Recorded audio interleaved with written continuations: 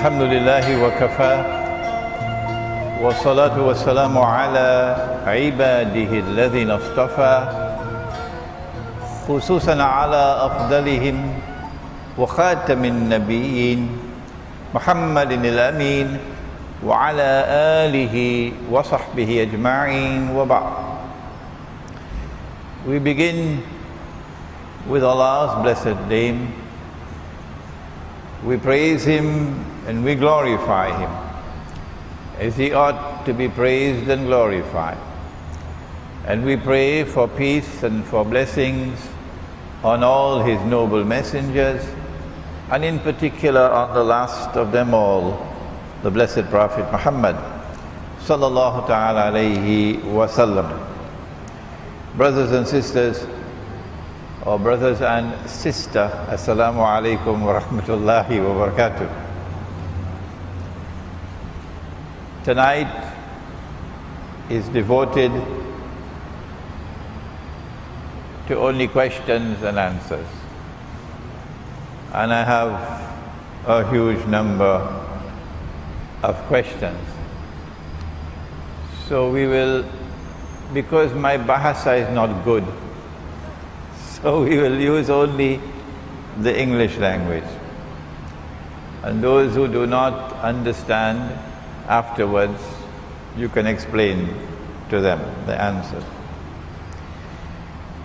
And the first question, and it is a question which is constantly posed to me, so I would like a chance to answer it so that I don't have to get emails coming.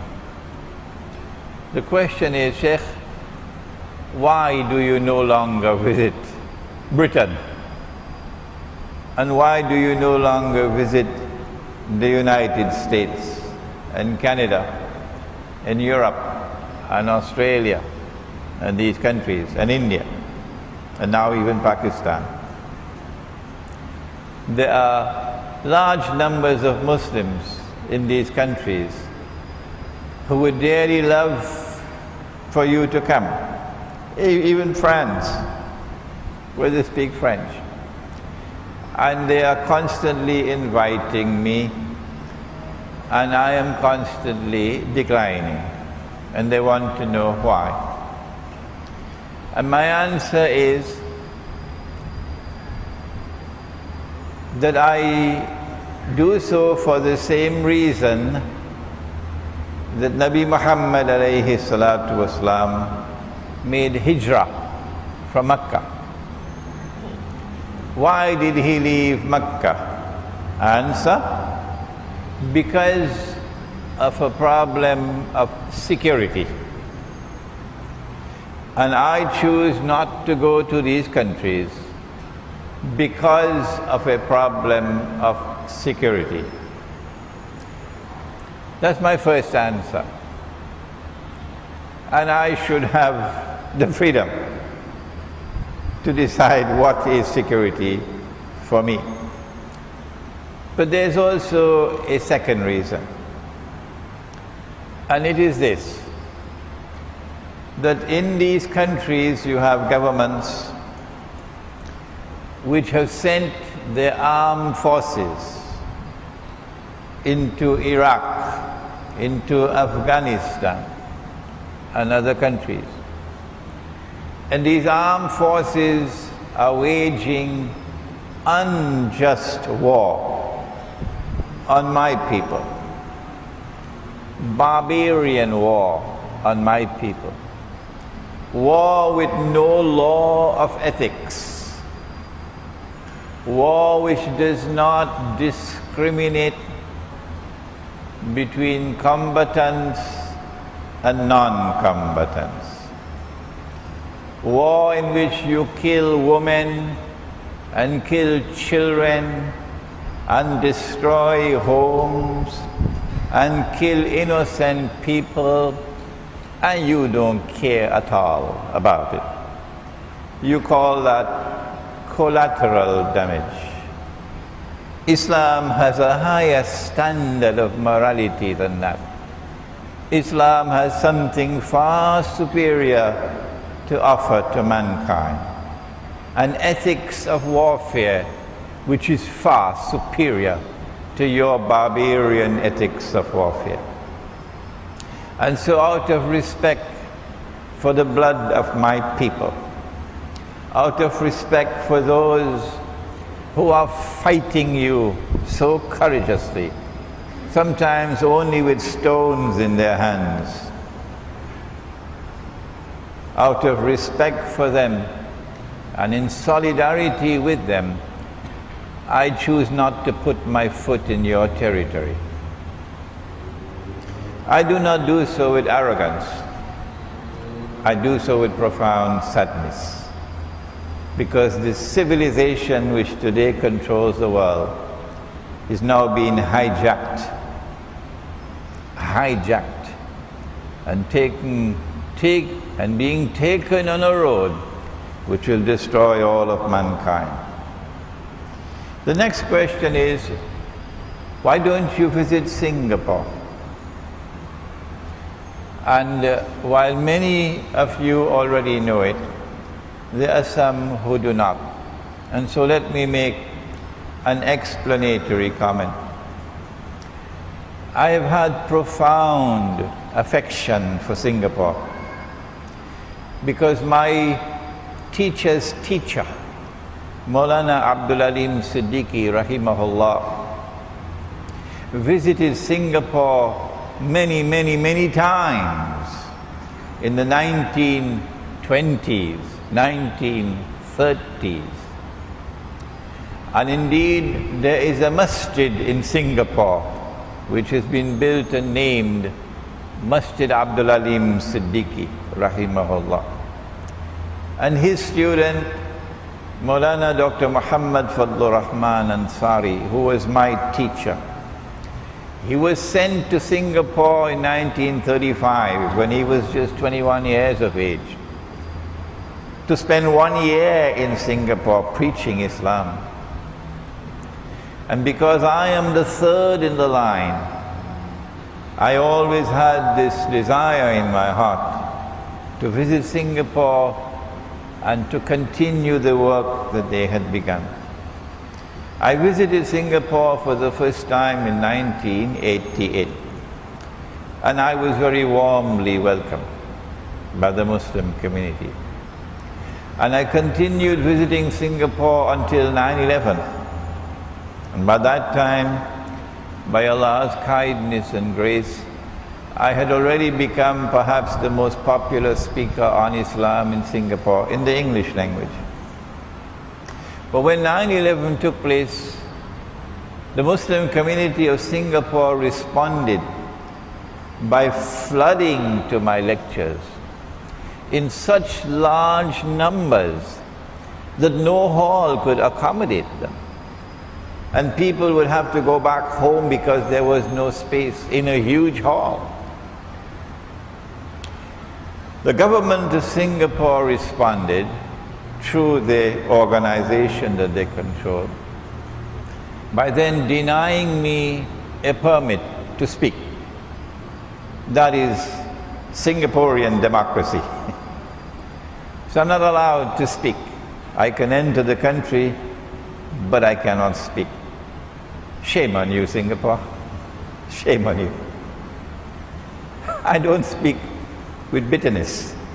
I speak with sadness that you should deny a scholar of Islam the freedom to speak. So then we chose to use a small room that could accommodate about 40-50 people. And I would give a talk for about 45 minutes, and they would leave, and then another group would come. But there were 300-400 people outside waiting to come. So then I got a message, you're breaking the law. Well then, we started giving talks in people's apartment, in the sitting room with about a dozen people present. And then finally, they decided that they cannot allow me to enter the country. So the only country in the world, the only one in the whole world, which denies me entry into the country is Singapore. And I have a message for Singapore. You have pursued a terribly foolish policy, terribly foolish, in becoming Israel's greatest ally in this region.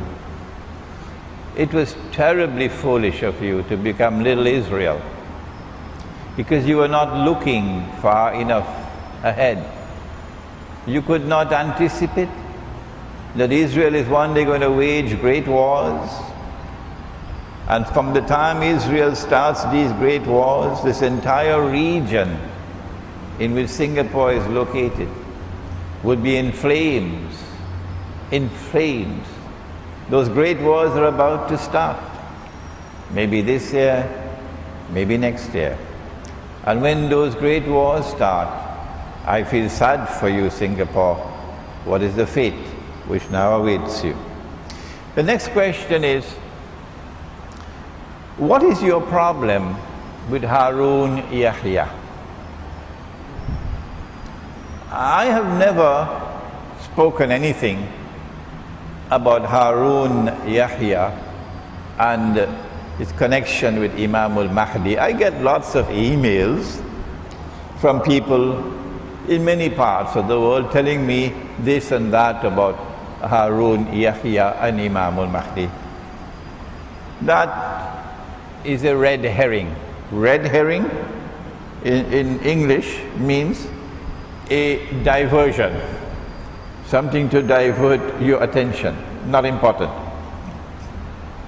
What is important for me about Harun Yahya is that he has become so influential around the world of Islam in lightning speed, with a huge number of books and a huge number of documentaries, all on cable television, and his books for children also in schools, as though one mastermind is at work to influence the thinking of the entire ummah of Muhammad alayhi salatu wasalam.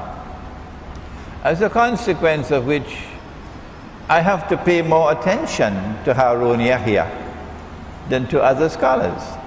He's a very influential man. And my first problem is, never in the history of Islam has Islamic scholarship ever hidden its name behind some pen name. That's not a part of our civilization. When a scholar of Islam stands up to preach or to teach or to write, he identifies himself so he can be held responsible for what he says and what he writes. And so I find it very suspicious that someone should depart from this norm of scholarly conduct and hide behind a fictitious name. Subsequently, we were told that this Harun Yahya is actually a Turkish brother in Turkey with a particular Turkish name. Whether he is or is not a matter for me to pass judgment over tonight. But I want to direct attention to one book of his entitled Imam al-Mahdi and the End Times. And when I read that book, I was profoundly disturbed, because he expressed views in that book which appears to me to be views that could also come from the Israeli Mossad. This is what he says. And if I am wrong, I invite him to correct me. That when Nabi Isa alayhi salam returns, when the Prophet Jesus returns, the Quran tells us that the Jews and Christians, the Ahlul Kitab, will have to believe in him.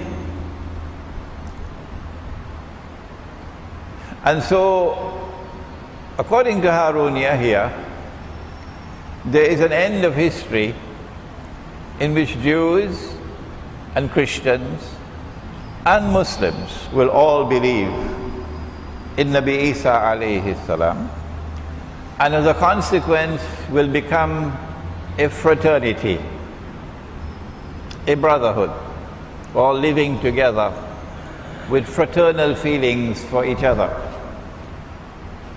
And he continues to argue that if this is what is going to happen at that time, then should we not now reach out to Jews and to Christians to build that fraternity now? Oh yes, that would please the Israeli Mossad Allah. This is false. This is not what Prophet Muhammad ﷺ has told us. And this is not the proper interpretation of the Quran. This is false. This is deceptive. What is going to happen when Nabi Isa alayhi salam returns is that a people who were acting in the same way that Pharaoh acted, waging war on Islam, waging war on those who have faith in Allah. A people who had become oppressors, who were arrogant oppressors, who had power and were using that power to oppress. That people would now suffer the same fate that Pharaoh suffered when he was drowning. The Quran tells us that when Pharaoh was drowning, the veils, of course, were removed from his eyes, and he then recognized that Musa alayhi salam and Banu Israel had the truth. And their God was the true God, and he, Pharaoh, was not God. And so he declared his faith in the God of Banu Israel. And Allah subhanahu wa ta'ala responded, and this is in Surah to Yunus, and I invite Harun Yahya to kindly look up the verse. Al-an, now Pharaoh, وَقَدْ عَصَيْتَ قَبْلُ, and before this you were in arrogant rejection. وَكُنْتَ مِنَ الْمُفْسِدِينَ, and you were committing fasad, you were oppressing. فَالْيَوْمَ نُنَجِّيكَ بِبَدَنِكَ, this day we have decided to preserve your physical body.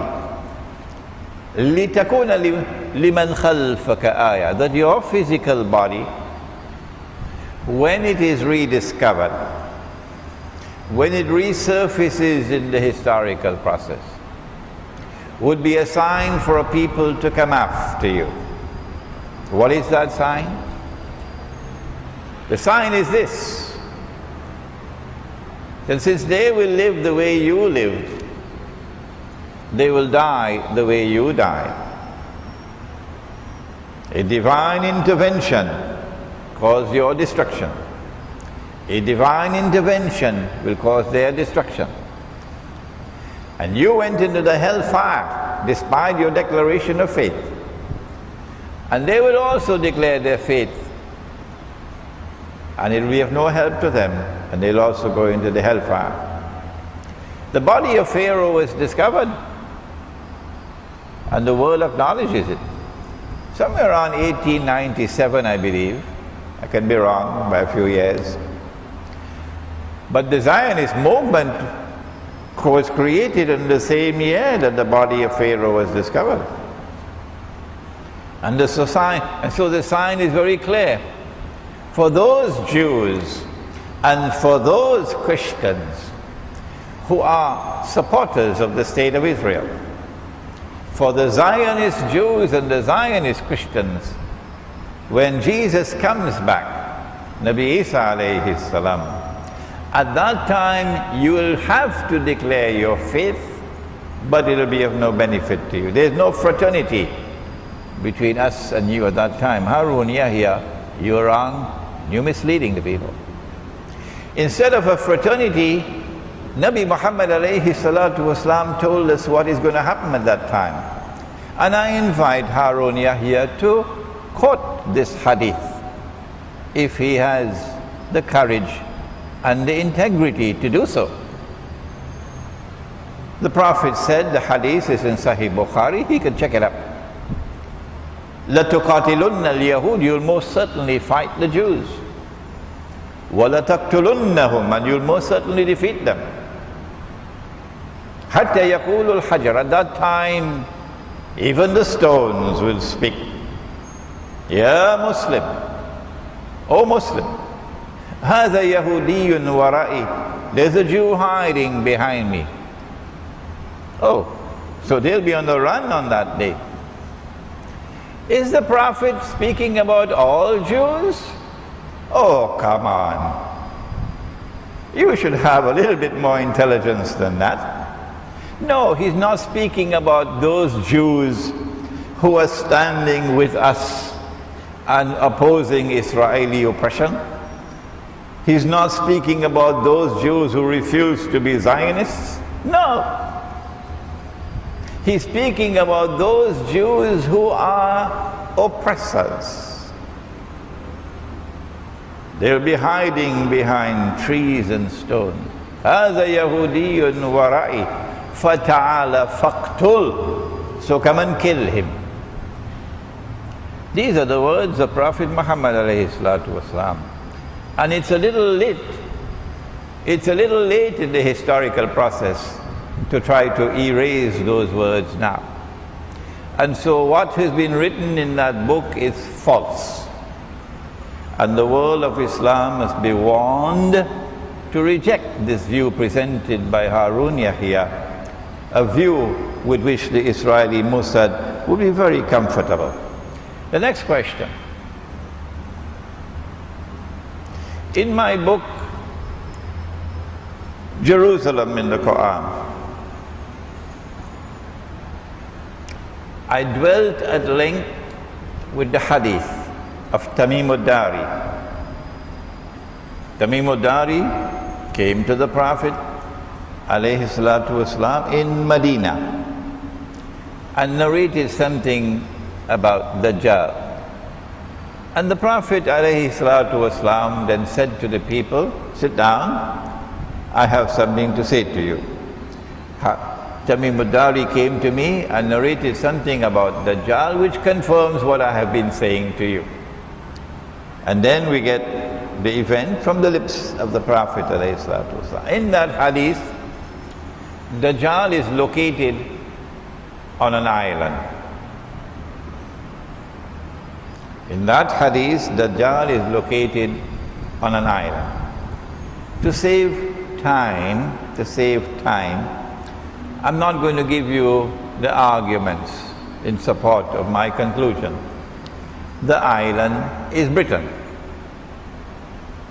So I say that when Dajjal was released on earth, in a day which is like a year, this is the first stage of his mission, I say, and listen carefully, that Dajjal now uses Britain in his first stage to pursue his mission to eventually rule the world from Jerusalem. Listen carefully to my words. When he uses Britain, Britain is transformed into a ruling state in the world. And so the world experienced Pax Britannica, and the sterling pound became the international currency. The world is now very familiar with my view on this subject. I'm the first one, I believe, to have suggested this, and it has been largely accepted. However, let me point out, when Imran gives an opinion, no one should accept that opinion. Let me warn you, no one should accept my opinion unless and until you are convinced that it is correct. When I give an opinion, I can be right I can be wrong. Only Allah is free from error. All the rest of us have to revise our opinions sometime. And so my opinion is that the island of Tamim ad-Dari is Britain. Now the question has been raised several times. But the Prophet said, alayhi salatu wasalam, pointing to the east, 20 times to the east, that Dajjal will come from the east, he will come. And Britain is to the west. So we are confused. Could you kindly explain? Well, that's how some people ask me politely. Others don't do that. Others don't do that. The answer is this. East and west, and north and south are directions in space.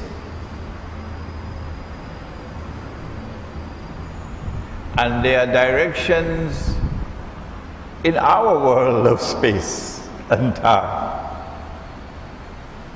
Are there other worlds of space and time?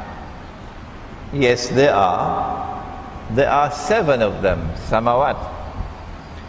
Do we have east and west and north and south in those samawat? I don't know. And you don't know. But when Dajjal comes from the east, the Messenger of Allah is speaking about east in this world of space and time. And so it is only when Dajjal appears in our world of space and time, which would be at the end of his mission. When Dajjal is released, he will live on earth for 40 days. One day like a year, one day like a month, one day like a week. وَسَائِرُ أَيَّامِهِ كَأَيَّامِكُمْ. One day like a year, one day like a month, one day like a week, and all his days like your days, meaning all the rest of his days. So when stage 1 and stage 2 and stage 3 have been completed, number 1, Dajjal has to be released.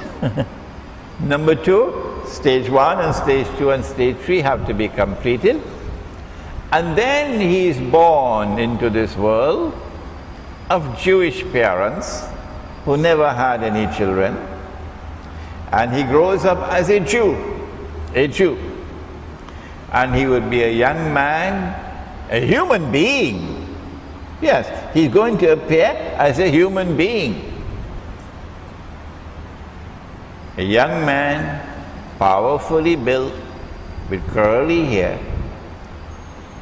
It is at that time he declares that I am Al-Masih, the Messiah.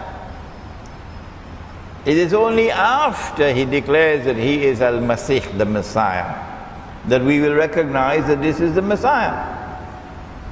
This is the false Messiah, excuse me. Before that we would not know. So it is at that time that he would come from the east. But prior to that, stage 1, I say the island is Britain. I hope that this answers the question. When his day is like a year, how long a period of time will that be? Oh, but I have given only one answer. Others have given many answers. But Imran Hosein has given only one answer. And I have said it's going to be a long period of time. I never said it's going to be 1,000 years. Others may say so, and they will defend their views. And they have the right to express their views. All I have said is going to be a long time. And then in a day which is like a month, and the United States replaces Britain, I have said it's going to be a shorter period of time. And then a day which is like a week, and my opinion, Israel replaces the United States, I said it's going to be a very short period of time. We can, of course, engage in plausible guesswork. But it's guesswork. And my guesswork is that Israel would rule the world as a third ruling state for maybe 20, 30 years. But would the world of Islam submit to Israel? Oh, the part-time Muslims, the ones who are so proud of being moderate Muslims, they will not stand up against Israel. But the true Ummah of Muhammad alayhi salatu wasalam will never submit to Israel as a ruling state. No. We will oppose Israel and we will defend ourselves against Israel until the last Muslim stands on the face of the earth. We will never bow, we will never submit to Israel. Next question pertains to something that is a matter of very great importance in Pakistan. And there are many in Pakistan who are going to be listening to this session. Ghazwa is a war in which the Prophet ﷺ participated. Ghazwa. Otherwise, war is harb. For some reason, which I cannot explain, there is this tendency to use the word Ghazwa for a war which will take place in Akhiru Zaman against a Hind. A Hind is that entire area which today comprises India, Pakistan, Bangladesh, that is Hind. And there are ahadith, and I am not in a position to assess the authenticity of these ahadith. No. That a Muslim army will conquer Hind. A Muslim army fighting in Akhirul Zaman would have to be an army of mujahideen. Mujahideen.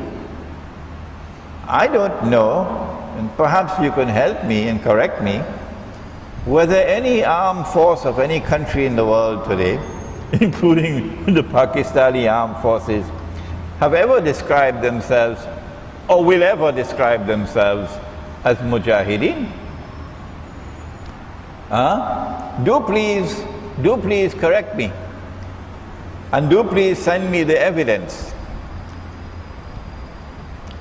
that the head of the armed forces of Pakistan ever described his soldiers as mujahideen engaged in jihad. I don't think armed forces of secular nation states use that kind of a language. No. Secondly, the army which will conquer Hind, and today India is Israel's most strategic ally in the world after the United States. So of course, if this is going to take place, I'll be very happy about it. Oh yes, this is Israel's most strategic ally. And if a Muslim army is going to conquer Hind, it'll have to be an army that is also opposed to Israel. Is the Pakistan armed forces like that? Correct me if I'm wrong. But since 9/11, it's almost 10 years now since 9/11. Since 9/11, the Zionist movement, the Judeo-Christian Zionist movement, which today controls the government of the United States and controls Britain and controls NATO, launched what they call the War on Terror. And you and I know that the War on Terror was actually war on Islam. The only people who don't know that are the governments and the people who control newspapers and television. But the rest of us know that war on terror was war on Islam. And correct me if I'm wrong, I believe that the Pakistan Armed Forces have actively supported the American war on terror for the last 10 years and have received handsome rewards in US dollars for that. Is this the armed force that is going to conquer India? I don't think people with even 5 rupees worth of intelligence would accept such a proposition. It is not my intention to be disrespectful at all to the soldiers, to the men in the armed forces of Pakistan. I'm sure that I probably have lots of fans amongst the armed forces in Pakistan. Those, however, who command the strategic decision-making in the Pakistan Armed Forces and who control strategic decision-making in the government have for the longest while remained on the side of the Zionist movement. And so I say you have to be actually living in Disneyland to believe that the Pakistan Armed Forces are going to be the force that is going to conquer India. Excuse me for my language, Pakistani people, but that's nonsense. The next question, are you, Imran Hosein, are you a Shia? No, I'm not Shia. Are the Shia Muslims? My answer is yes. Only Muslims are allowed to perform the Hajj.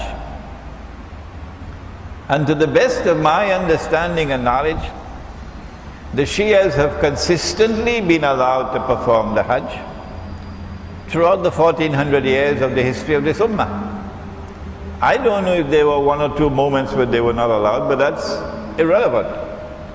Because for 99% of the time, the Shia were performing the Hajj. And even to this day, the Shia are performing the Hajj. And therefore the ijma' of this Ummah is that the Shia are Muslims. And I think it's a little bit late now to come with a fatwa that the Shia are kuffar. I am not Shia, but I consider them to be Muslims. And I relate with all my Muslim brothers and sisters the way I ought to relate to them. If a Muslim brother or sister is on the path of error, then I must correct them. But I must not correct them with hatred in my heart. I must not correct them in a destructive way.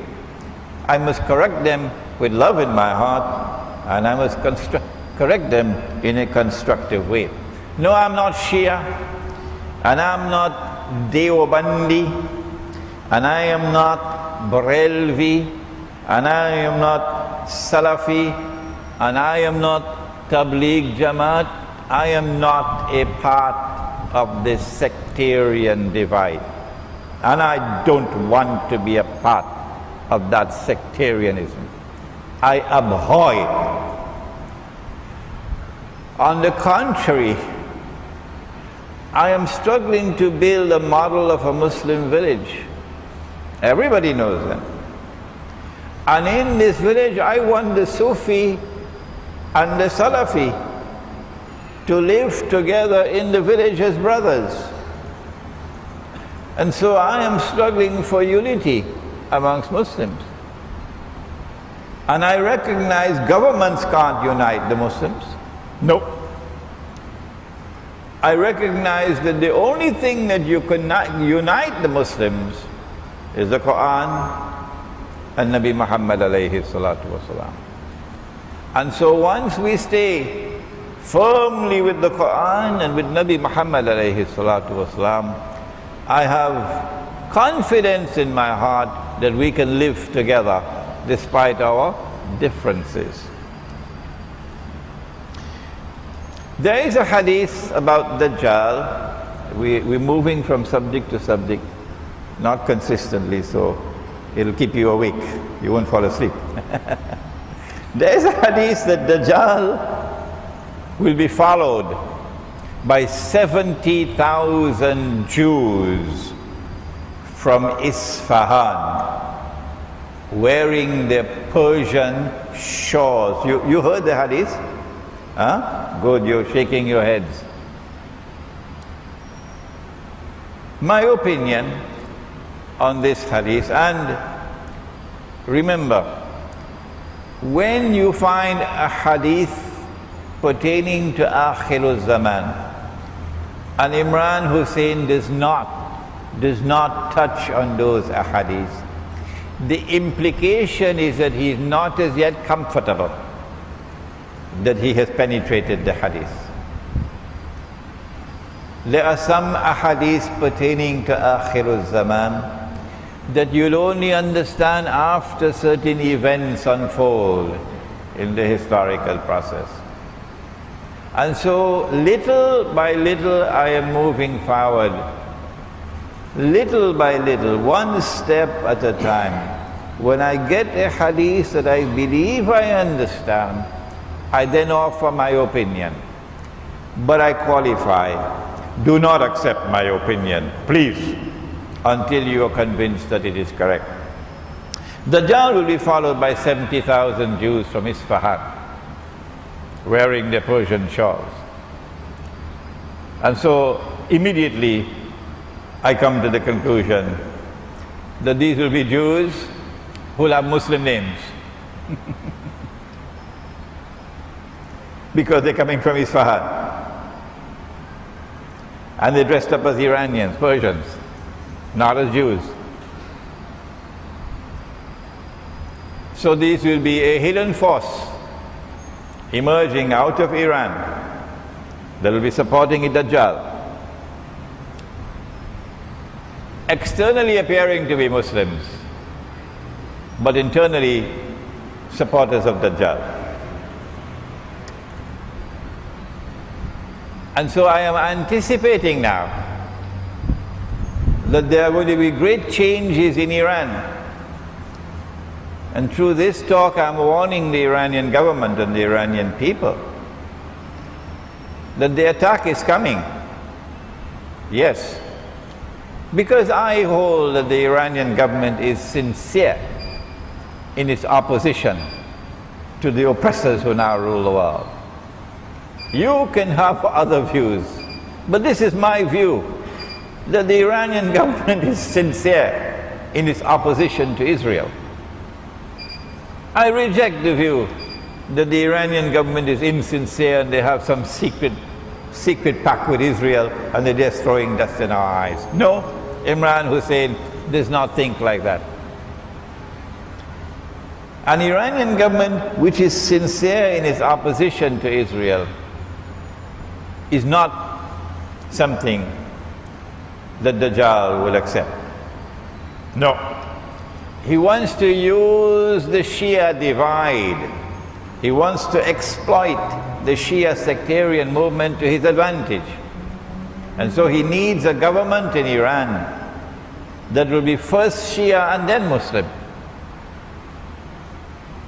And so I expect that the attack will take place on Iran. Of course, the attack would be for destroying the nuclear plants. That's all the hype about nuclear plants and nuclear weapons and so on. But I want to suggest that the more important reason for the attack on Iran would be to remove this present government and to replace it with a Karzai-type Afghanistan government in Iran that will submit to the Zionists and therefore become camp followers of Dajjal. And that is when this hadith will be fulfilled, about 70,000 Jews. When Iran is attacked, which I expect to take place this year or next year, because that's why all of this drum beating about 2012, I also expect that they have already groomed an Imam al-Mahdi. They have chosen somebody and they have programmed him and groomed him and he is going to announce that he is Imam al-Mahdi. Israeli Mossad work. And I expect large numbers of Iranian people are going to be deceived because they are waiting and they are expecting, and the Iranian government is fueling the fire with announcements about the imminent arrival of Imam al-Mahdi. But he will not be Imam al-Mahdi, oh no, he will be a false Mahdi, and we have to be very careful about that. The true Imam al-Mahdi, in my opinion, Allah will never cause him to emerge until Dajjal has completed his mission or is very close to the completion of his mission. Only at that time will Allah subhanahu wa ta'ala cause the Imam to emerge, and when the Imam emerges, only then would Nabi Isa alayhi salam return. The two are contemporaneous.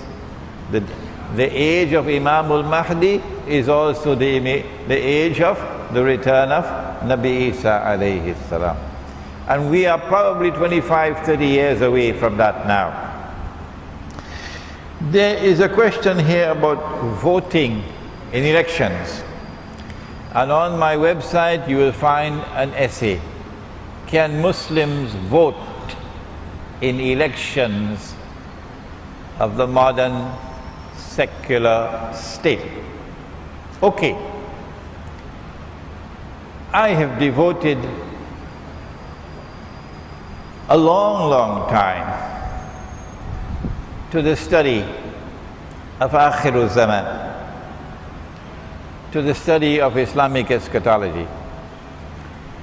And I have come to the conclusion that we now live in a world in which unless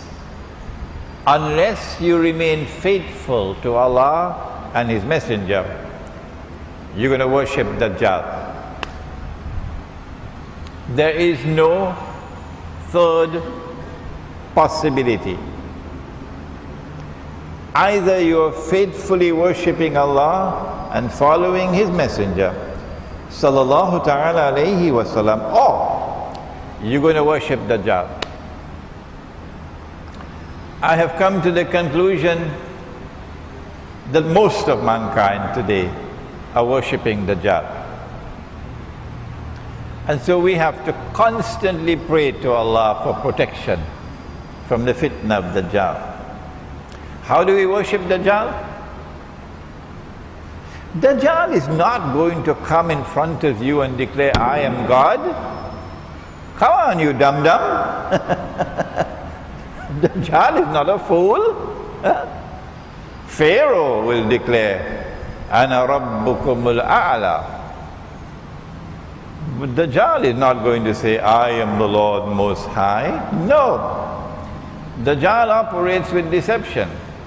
He gets you to worship him without knowing that you are worshipping him. The modern state,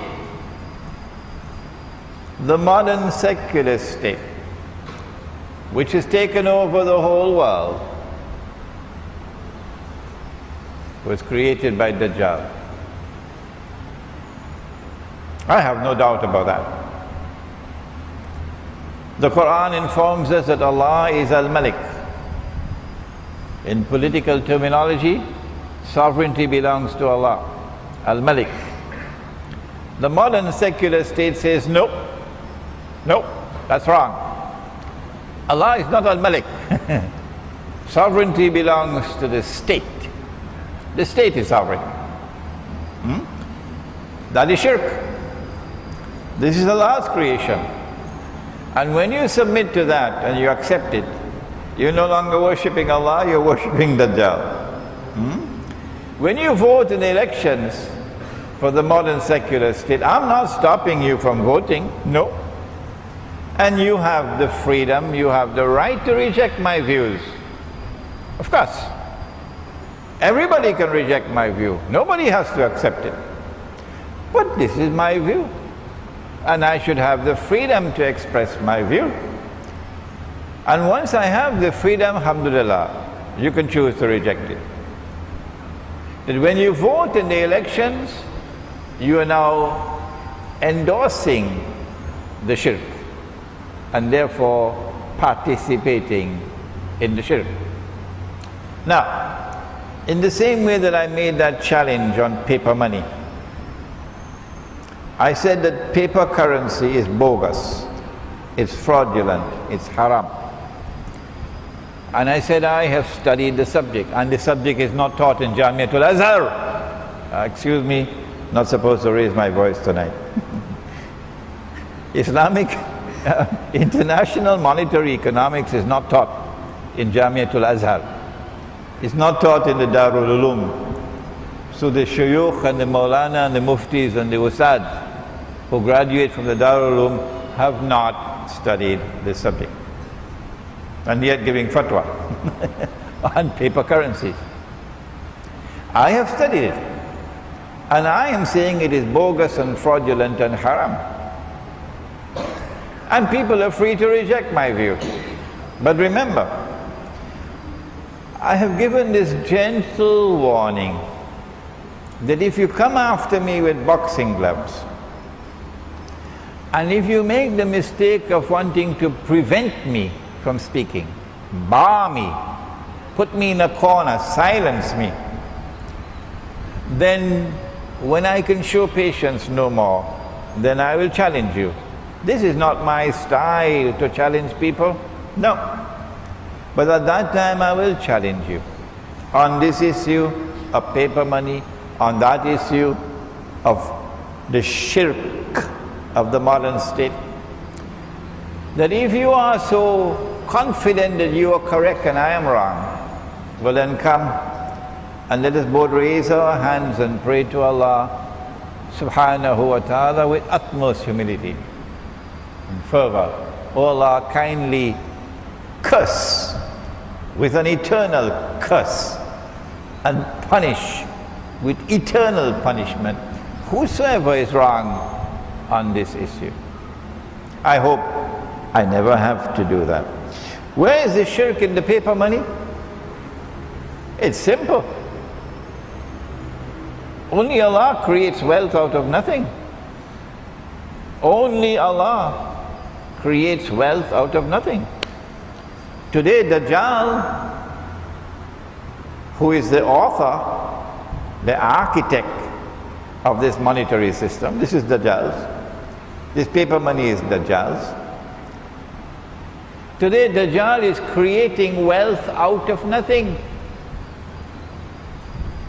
And if you do not understand, then outside there is my little booklet. It was 55 pages, now I've expanded it to 60 pages. The new edition, Islam, no, what? The gold dinar and silver dirham, Islam and the future of money.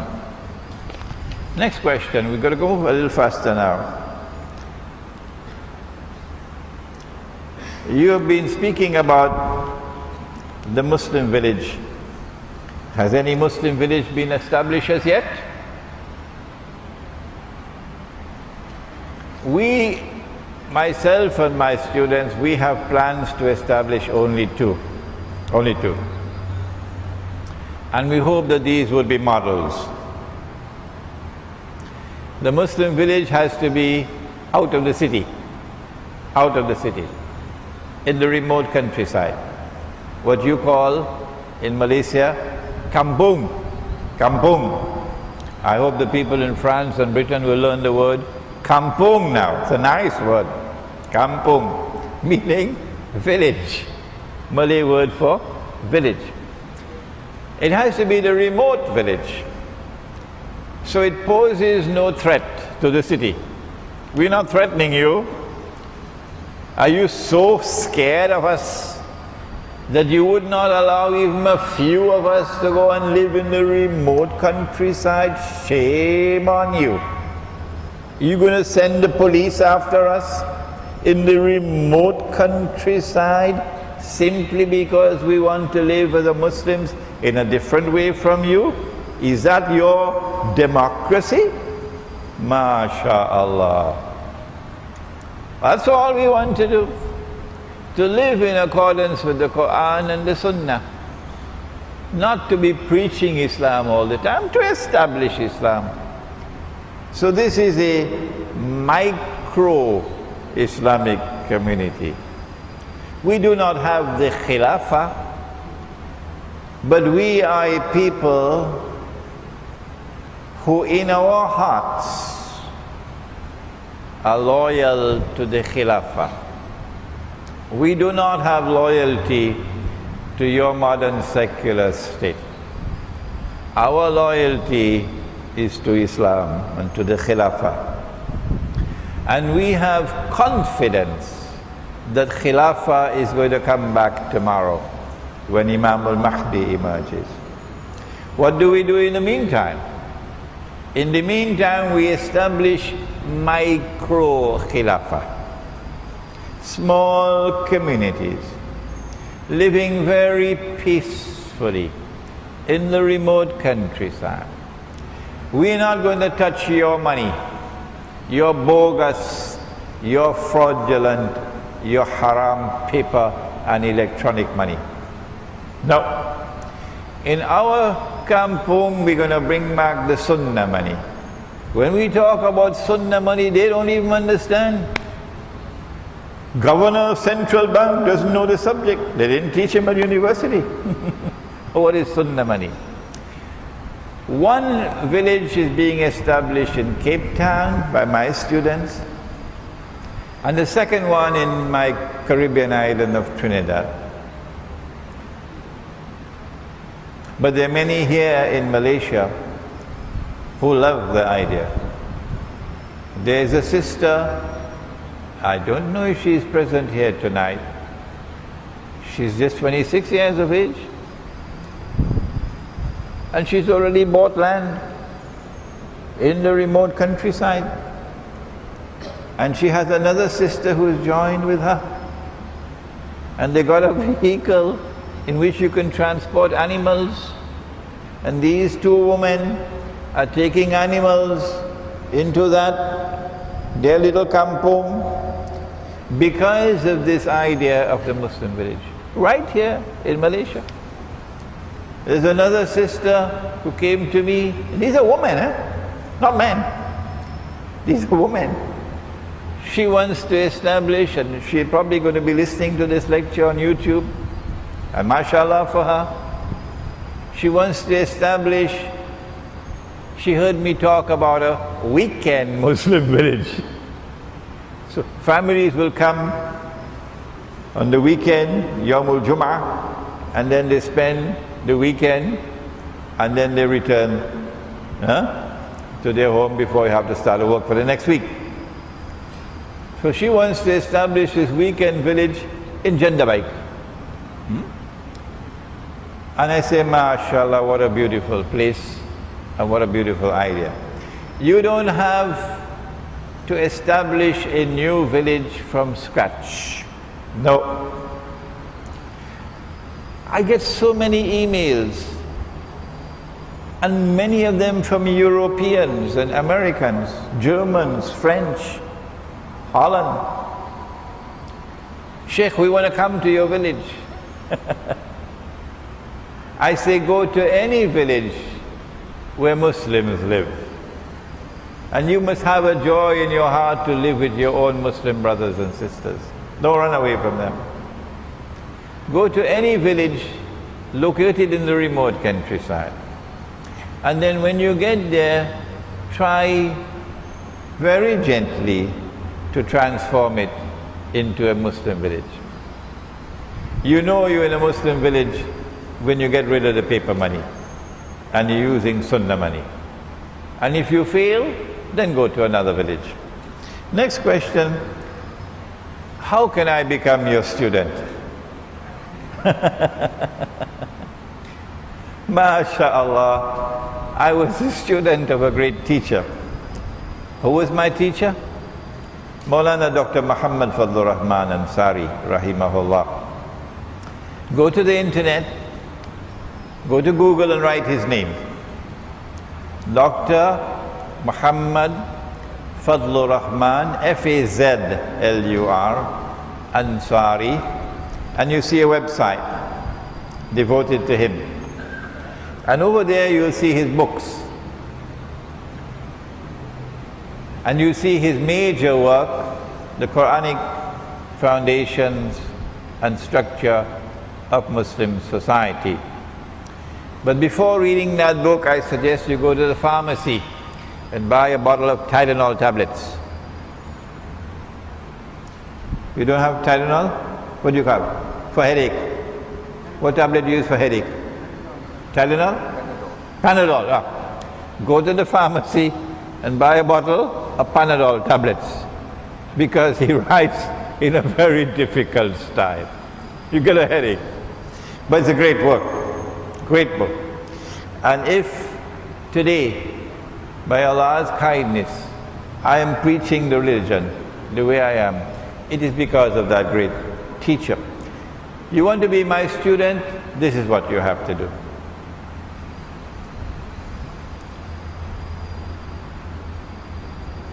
You have to take a decision. I'm devoting this life that Allah has given to me. I'm devoting this life to Him. So others will work and buy their Mercedes-Benz motor car, and they're going to have lovely homes in Gombak. And you will not have that. You will have a little kanchil.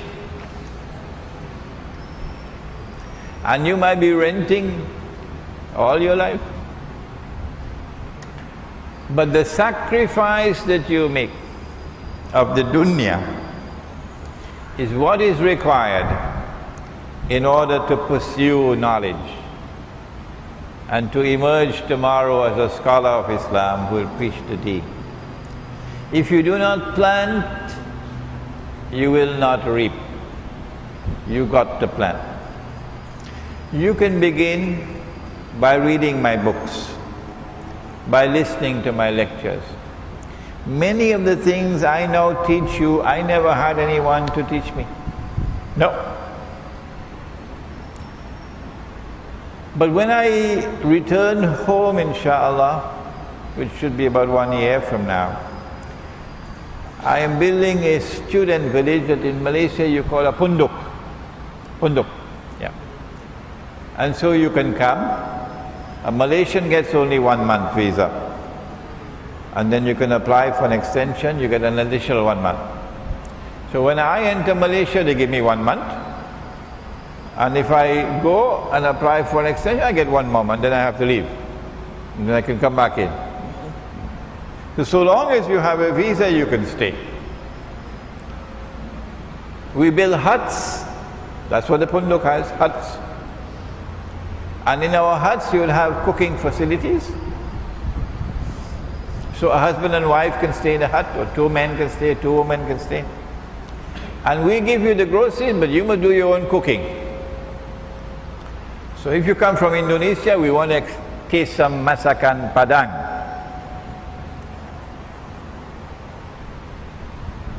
So you do your own cooking.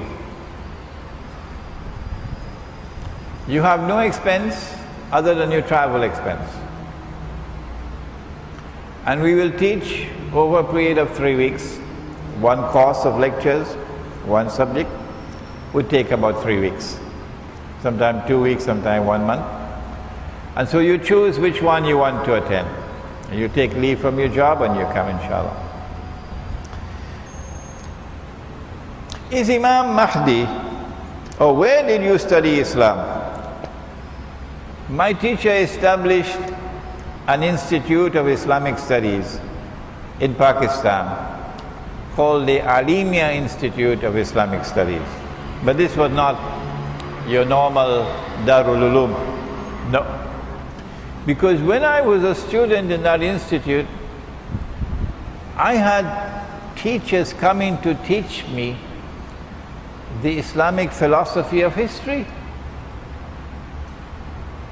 Where in a Darul Uloom today would you find students being taught the Islamic philosophy of history?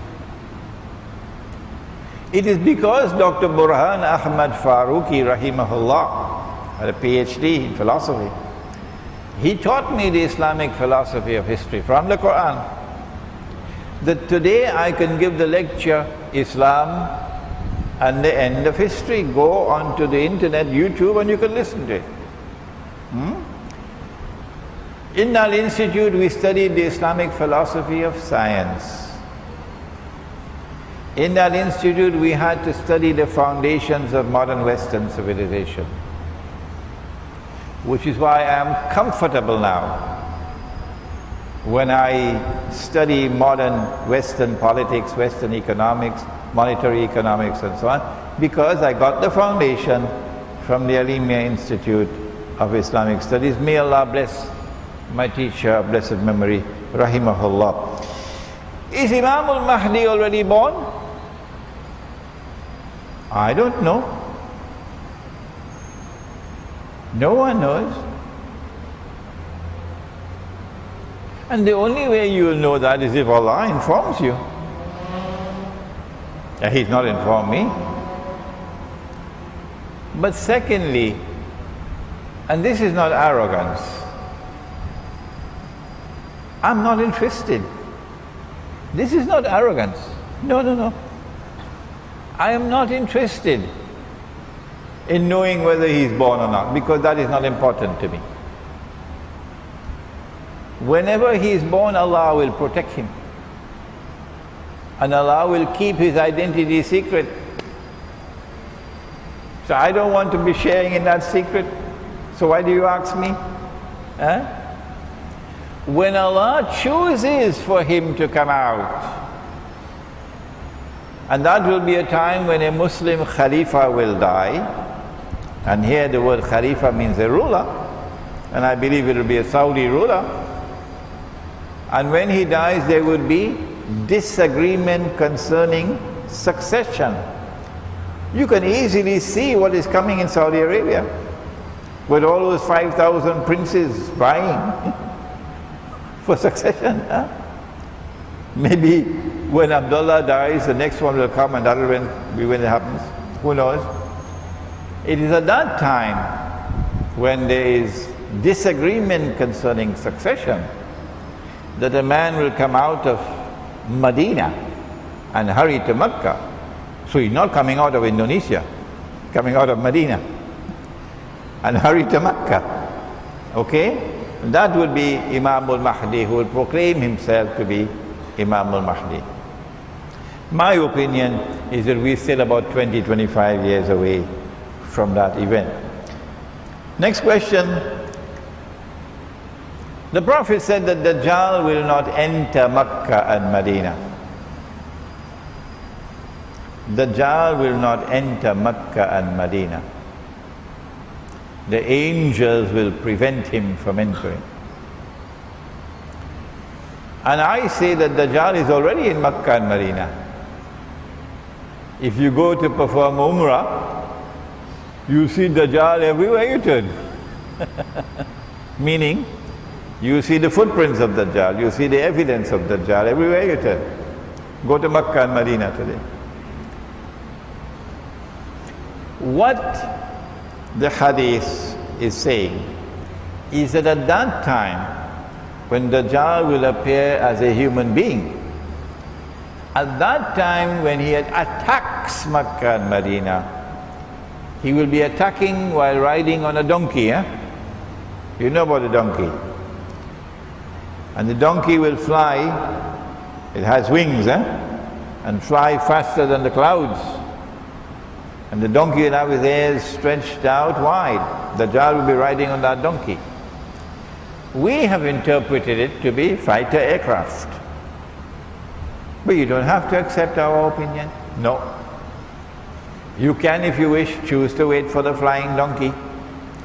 We have interpreted it as the fighter aircraft. The Dajjal controls the skies. If you ask the Libyan leader, he'll tell you Dajjal controls the skies. So at that time when Israel attacks, Makkah and Medina will be barred from them. They will not be able to attack Makkah and Medina because the angels will prevent them. Next question, will Gog and Magog be released into the world only after Nabi Isa alayhi salam kills Dajjal? The hadith is in Sahih Muslim that after Nabi Isa alayhi salam kills Dajjal, at that time Allah will send Gog and Magog. It never says that Allah will release Gog and Magog. The word for release is located in the Quran. In Surah Al-Anbiya, وَحَرَامٌ عَلَى قَرْيَةٍ أَهْلَكْنَاهَا أَنَّهُمْ لَا يَرْجِعُونَ حَتَّى إِذَا فُتِحَتْ يَأْجُوجُ وَمَأْجُوجُ وَهُمْ مِنْ كُلِّ حَدَبٍ يَنْسِلُونَ. There is this town, Allah destroyed it, the people of the town were expelled, Allah placed a ban on them, they could never return to that town to reclaim it as their own, tabule,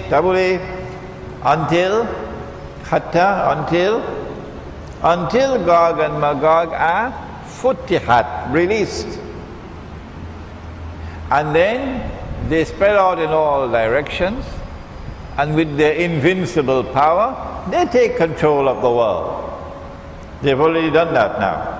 Then you see these people returning to the town to reclaim it. Which town? My answer is Jerusalem. You don't have to accept my answer. No. So this word is in the Quran. And that word in the hadith is ba'atha, to send.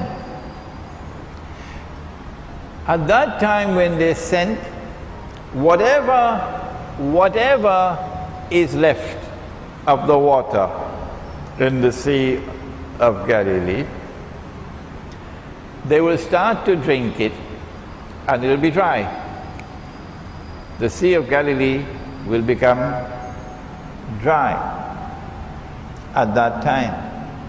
The Sea of Galilee is now close to drying up. So Gog and Magog are not going to be released after Nabi Isa alayhi salam comes and kills Dajjal. That is false. Next question, it is mentioned in the hadith of the Prophet that when the sun rises from the west, the door of Tawbah will no longer be open. How would you interpret this hadith, having stated that the sun has already risen from the west? My view, my understanding of this sign of the last day, you know the 10 major signs. I'm not going to test you tonight, so you get away.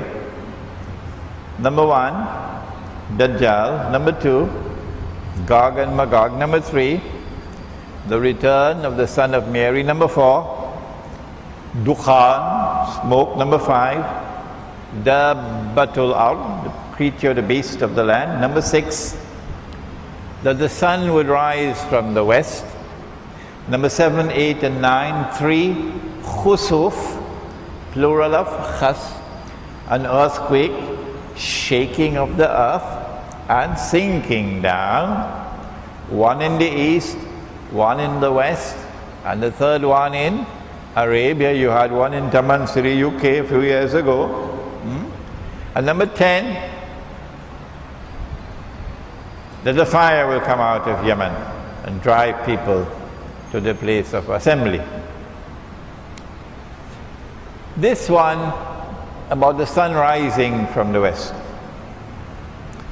I am getting lots of emails so many, from people who are presenting so much sophisticated argument concerning polar magnetism and providing evidence that one day the earth is going to stop spinning in the direction it is now spinning and is going to spin in the opposite direction. I am not stopping you from having that view. That's your choice. It is just that I differ with you. Am I not allowed to differ? Huh? Even if 999 out of every 1,000 hold the view that the sun is literally going to rise from the west one day, that's their view. Why can't I have my view? And I am not interested in all of these polar magnetism arguments. It's irrelevant to me. All things are possible with Allah. He is fa'alul lima yurid. But my primary source of guidance is the Quran. And so it is to the Quran you must turn if you want to convince me. The Quran informs me that the sun rises from the east. The Quran says so, that the sun rises from the east. It does in Malaysia, doesn't it? From the east. Yeah, okay. And the Quran further tells us, La tabila li khalqillah, that there is no change in Allah's creation. So nature is uniform. And so a literal understanding of this hadith would be in conflict with the Quran. This is my opinion. I don't see why I should not be entitled to have my opinion. You can differ with me, I don't mind. What about Tawbah? I said that the sun is already rising from the west. The hadith is speaking about a false sunrise. The true sunrise from the east is Allah's sunrise. And the false sunrise from the west is Dajjal's sunrise. So where do we see a Dajjal's sunrise from the west? I say Dajjal's sunrise from the west is modern Western civilization. Modern Western civilization shines like a sunrise that there's never been in history. It is absolutely unique. There's never been anything in history comparable to modern Western civilization. And the only way I can explain modern Western civilization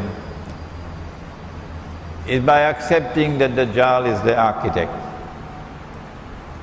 That it has risen from the west and it constitutes a false sunrise, and that this is the fulfillment of the prophecy of the 10 signs of the last day.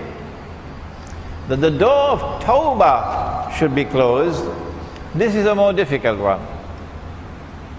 My view, and I can be wrong, is that Allah's Messenger is not talking about Tawbah for all of mankind. In Akhirul Zaman, one people stand out. One people. And they are Banu Israel. And they have consistently said they will not appear before Allah on Judgment Day singly for judgment. No. We know that we will go for judgment one by one, each person singly. But Banu Israel says, no, we are the chosen people of Allah. And so we are going to be judged as a people, not as individual Jews. And as a people we'll get salvation, and as a people we'll all enter into Jannah.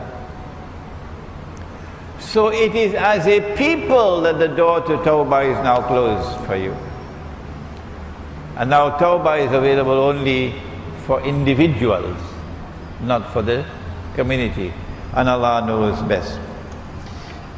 Can we consider HAARP, H-A-A-R-P, as Dajjal's means on controlling the weather? Oh yes, no doubt. The Prophet said that Dajjal is going to control the weather. He'll cause the rain to fall, and he'll stop the rain from falling. And so the Western control over weather today is certainly the fulfillment of that prophecy about Dajjal's control of the weather. But you cannot accept that unless you also accept that Dajjal has been released. Okay? Modern medical treatment and medicine. That's another hadith, not the one about weather. The other hadith, and you're lucky I can't stop to ask you questions, you're lucky tonight. The other hadith is that Dajjal is going to chop a man in half. You heard it? Yeah. He's going to chop a man in half and then bring him back to life. And when he does that, now do you believe that I am the Lord?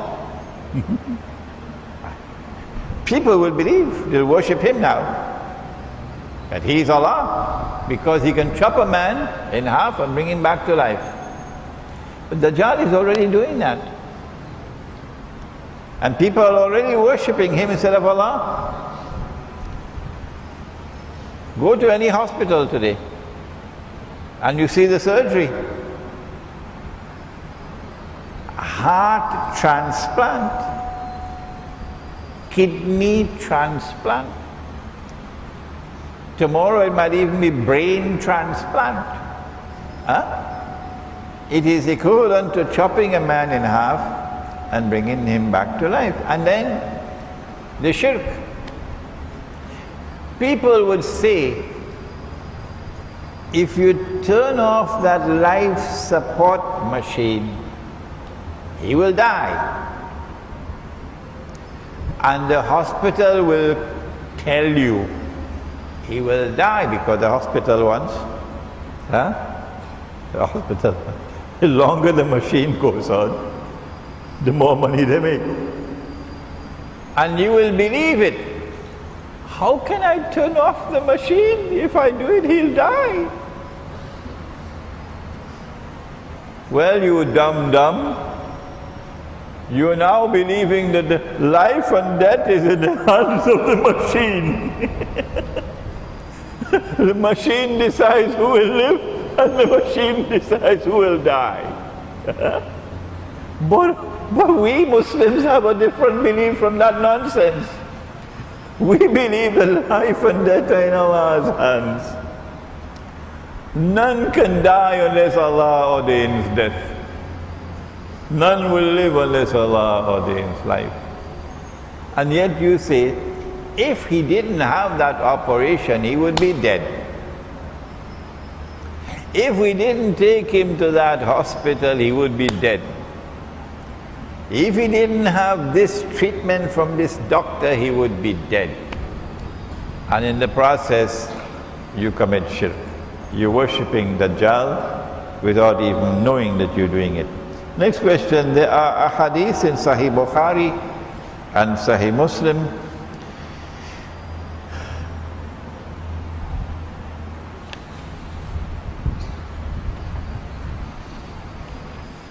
Okay. He wants to know what criteria do I use for choosing some ahadith pertaining to Akhirul Zaman and to interpret and explain them, and not mentioning other ahadith. Well, I already explained that my knowledge of the subject is increasing one step at a time, little by little, little by little. It is Allah who gives understanding. If you're constantly thinking and thinking and thinking, my wife complains. Oh yes. Even when I'm with her, she and I alone, the man is planning another lecture. He's writing another book. She complains. So, if you make the effort, then one day Allah will give you. Sometimes I go into the bathroom. When I come out with a new idea. So it is only as knowledge advances that I'm able to understand a hadith. And if I do not speak on a hadith, the implication is that I'm not as yet comfortable that I've penetrated that hadith. There is a well-known Sahih hadith in which the Prophet ﷺ said that you're going to make an alliance with Rum. Is it in Surah Rum? Rum.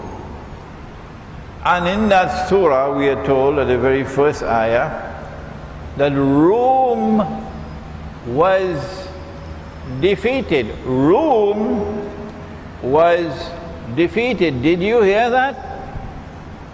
Rum was defeated. But in a few years' time, Rum will be victorious. Who is Rum? Now, if you tell me that Rome is Rome, R-O-M-E, I would suggest you go and live in Disneyland and never come back. If you believe that Rome is Rome, R-O-M-E, go and live in Disneyland and never come back. Excuse me for raising my voice. At the time when the Quran was revealed, who was it who was defeated? Was it a city in Italy, you dum-dum? Why don't you do a little bit of research before you come to this foolish conclusion? Excuse me. No, even 5 rupees worth of a little bit of research. You'll know that when the Quran said that Rome was defeated, the Quran was not talking about a city in Italy called Rome. No. The Quran was talking about the Byzantine Christian Empire, which had its capital city in Constantinople. I mean, only 5 minutes worth of research you need for that.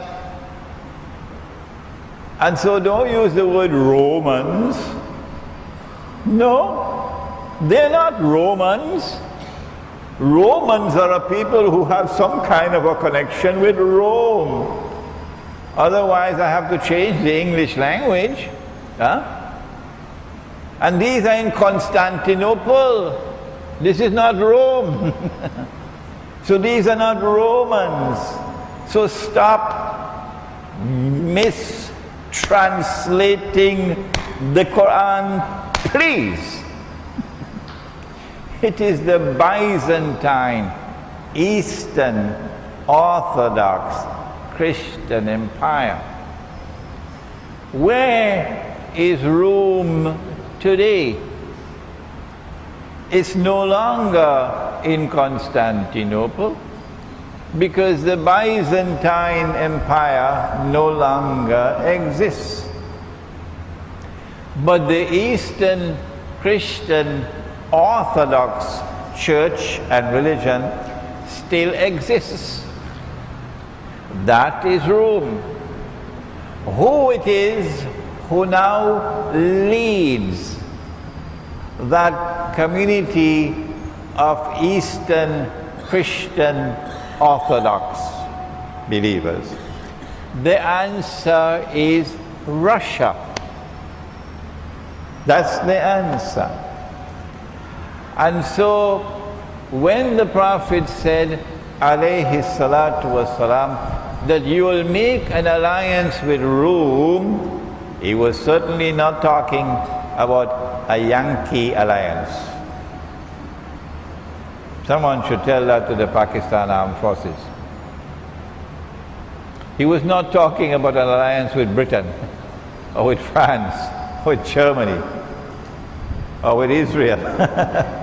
When he spoke about an alliance with Rome, he was referring to an alliance with the Eastern Christian Orthodox Church.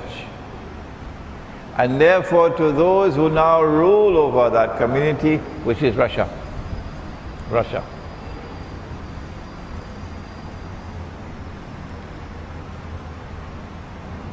And so a Muslim alliance with Russia is anticipated by the Prophet ﷺ, and it will come. How soon this will happen? He also said that you will conquer Constantinople. And what a wonderful army that would be. نِعْمَ هَذَا الْجَيْشِ وَنِعْمَ هَذَا الْأَمِيرُ. What a wonderful army that would be, and what a wonderful Amir that would be, who will conquer Constantinople. Nabi Muhammad alayhi salatu wasalam used the name, in this hadith, he used the name Constantinople. If the Prophet of Allah called it Constantinople, why did you change the name to Istanbul? I know the answer. Because you want to hide this hadith. That's why you change the name to Istanbul. But we should refer to it by the name that Nabi Muhammad ﷺ used, Constantinople.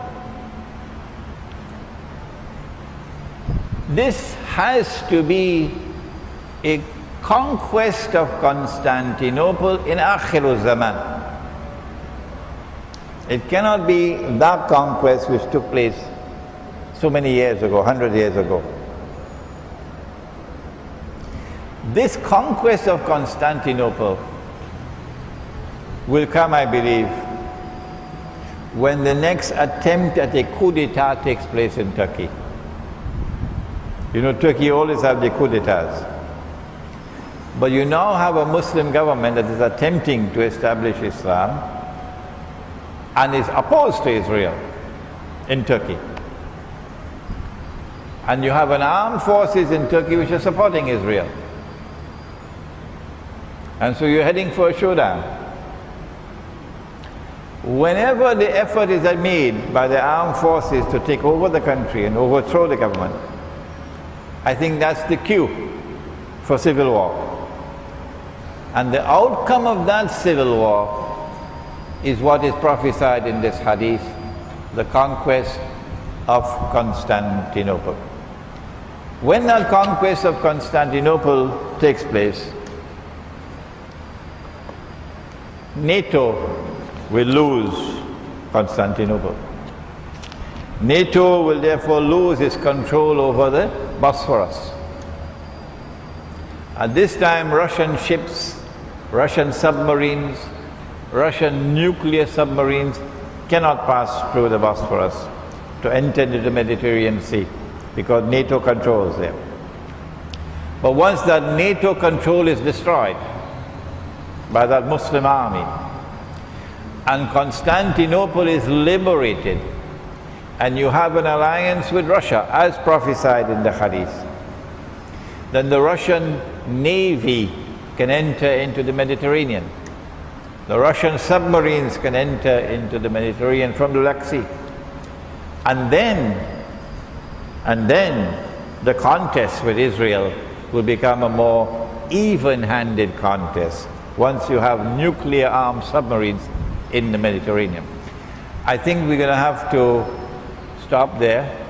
I've not answered all the questions, but we'll schedule another day, not this masjid, another masjid inshallah, and we'll attempt to answer the rest of the questions. ربنا تقبل منا إنك أنت السميع العليم وتب علينا يا مولانا إنك أنت التواب الرحيم برحمتك يا أرحم الراحمين آمين.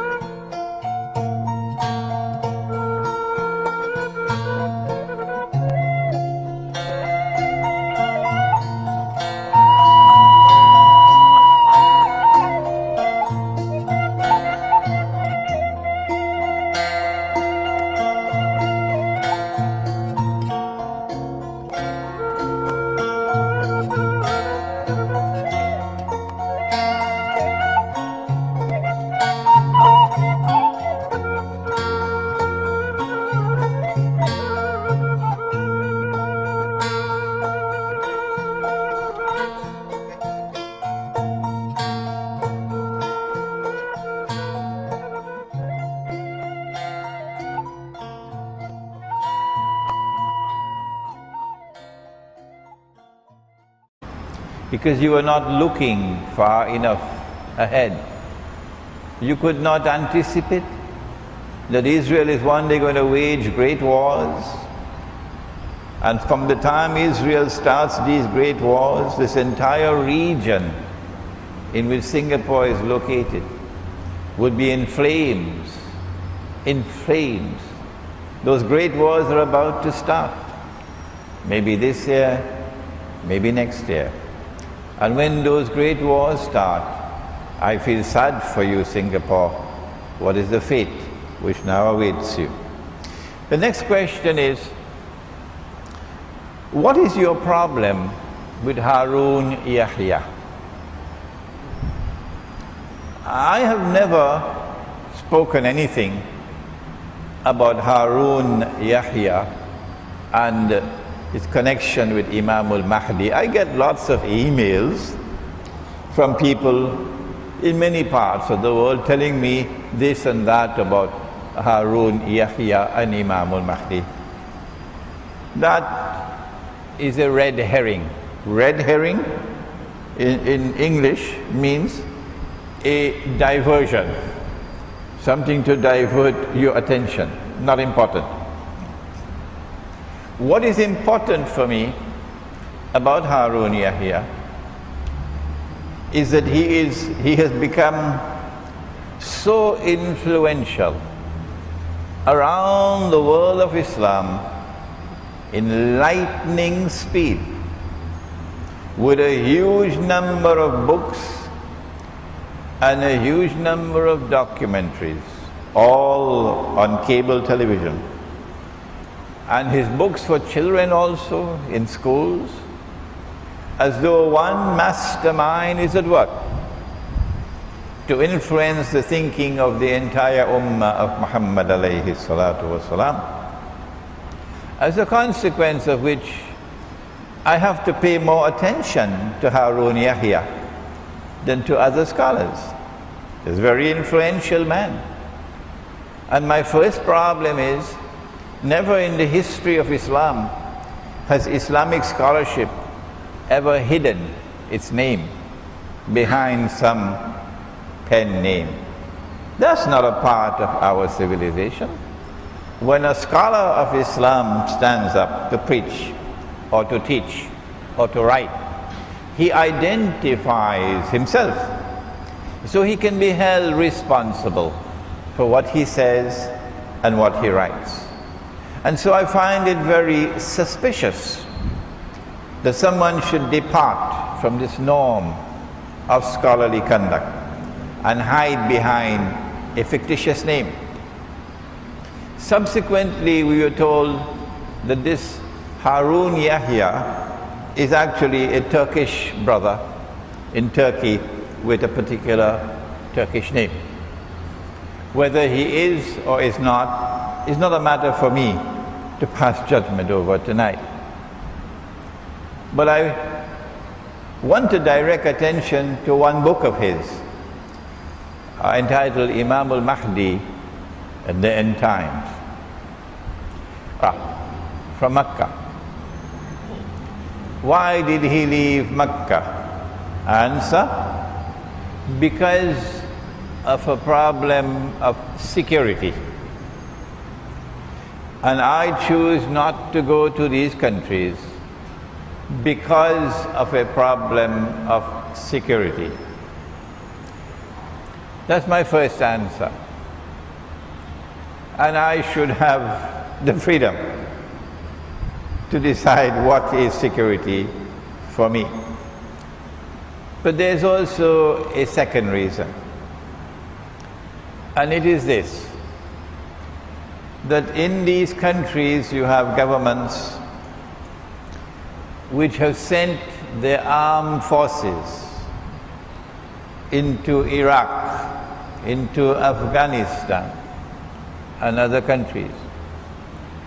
And these armed forces are waging unjust war on my people, barbarian war on my people, war with no law of ethics, war which does not discriminate between combatants and non-combatants.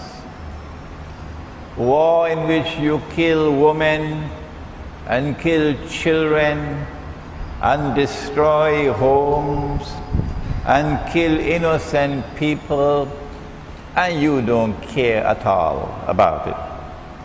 You call that collateral damage. Islam has a higher standard of morality than that.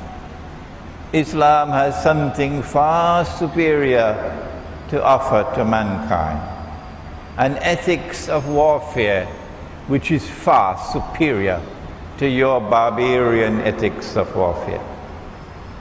And so out of respect for the blood of my people, out of respect for those who are fighting you so courageously, sometimes only with stones in their hands, out of respect for them and in solidarity with them, I choose not to put my foot in your territory. I do not do so with arrogance. I do so with profound sadness, because this civilization which today controls the world is now being hijacked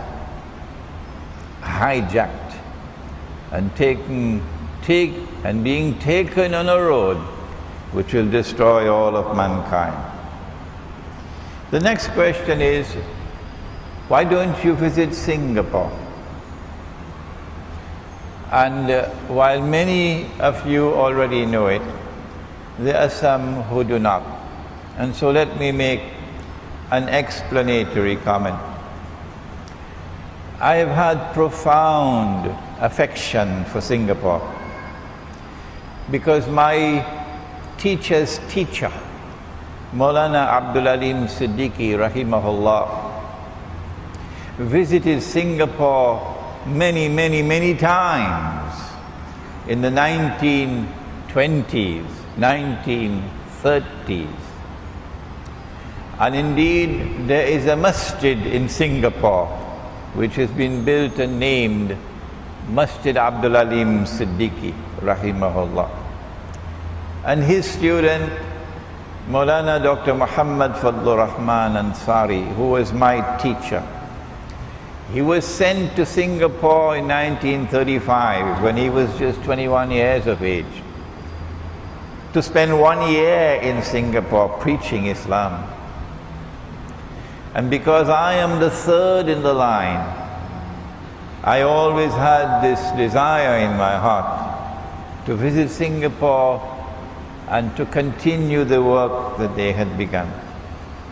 I visited Singapore for the first time in 1988, and I was very warmly welcomed by the Muslim community. And I continued visiting Singapore until 9/11. And by that time, by Allah's kindness and grace, I had already become perhaps the most popular speaker on Islam in Singapore, in the English language. But when 9/11 took place, the Muslim community of Singapore responded by flooding to my lectures in such large numbers that no hall could accommodate them. And people would have to go back home because there was no space in a huge hall. The government of Singapore responded through the organization that they controlled by then denying me a permit to speak. That is Singaporean democracy. So I'm not allowed to speak. I can enter the country, but I cannot speak.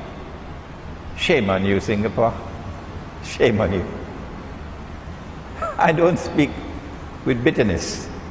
I speak with sadness that you should deny a scholar of Islam the freedom to speak. So then we chose to use a small room that could accommodate about 40, 50 people. And I would give a talk for about 45 minutes, and they would leave, and then another group would come. But there were 300-400 people outside waiting to come. So then I got a message, you're breaking the law. Well then, we started giving talks in people's apartment, in the sitting room with about a dozen people present. And then finally they decided that they cannot allow me to enter the country. So the only country in the world, the only one in the whole world, which denies me entry into the country is Singapore. And I have a message for Singapore. You have pursued a terribly foolish policy, terribly foolish, in becoming Israel's greatest ally in this region. It was terribly foolish of you to become little Israel.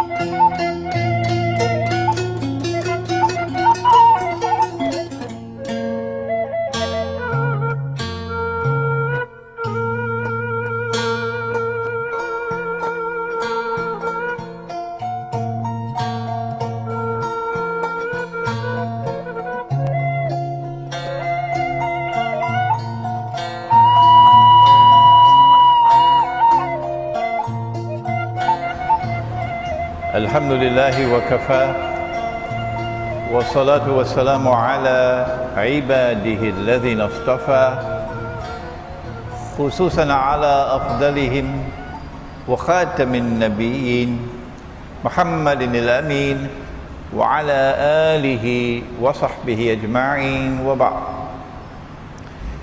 We begin with Allah's blessed name. We praise Him and we glorify Him as He ought to be praised and glorified.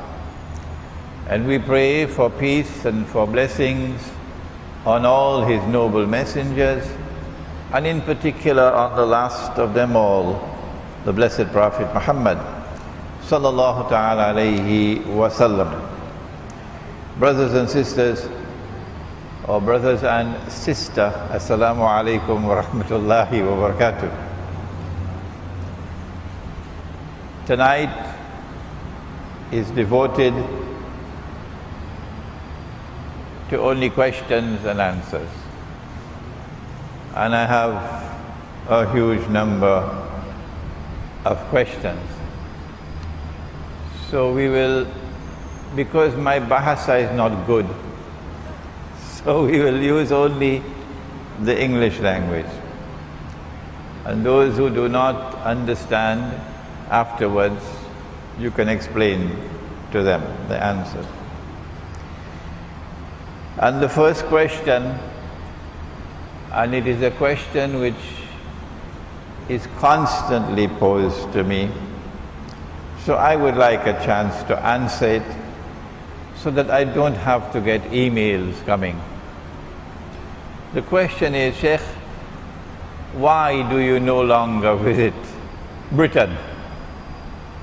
And why do you no longer visit the United States and Canada and Europe and Australia and these countries and India and now even Pakistan? There are large numbers of Muslims in these countries who would dearly love for you to come, even France, where they speak French. And they are constantly inviting me, and I am constantly declining, and they want to know why. And my answer is that I do so for the same reason that Nabi Muhammad alayhi salatu wasalam made hijrah. When I read that book, I was profoundly disturbed, because he expressed views in that book which appears to me to be views that could also come from the Israeli Mossad. This is what he says: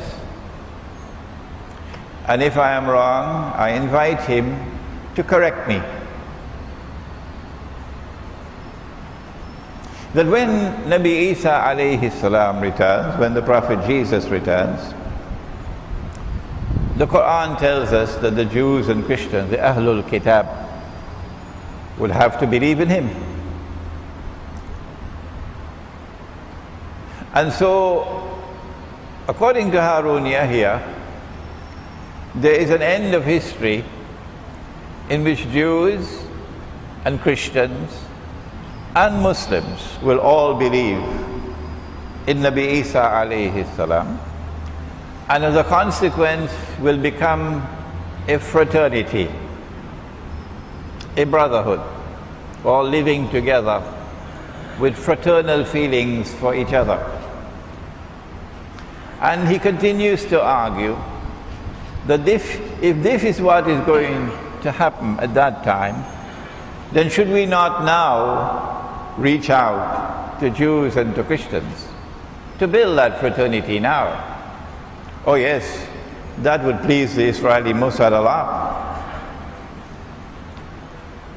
This is false.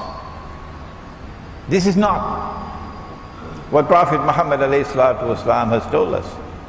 And this is not the proper interpretation of the Quran. This is false. This is deceptive. What is going to happen when Nabi Isa alayhi salam returns is that a people who were acting in the same way that Pharaoh acted, waging war on Islam, waging war on those who have faith in Allah. A people who had become oppressors, who were arrogant oppressors, who had power and were using that power to oppress. That people would now suffer the same fate that Pharaoh suffered when he was drowning. The Quran tells us that when Pharaoh was drowning, the veils, of course, were removed from his eyes, and he then recognized that Musa alayhi salam and Banu Israel had the truth. And their God was the true God, and he, Pharaoh, was not God. And so he declared his faith in the God of Banu Israel. And Allah subhanahu wa ta'ala responded, and this is in Surah Yunus, and I invite Harun Yahya to kindly look up the verse.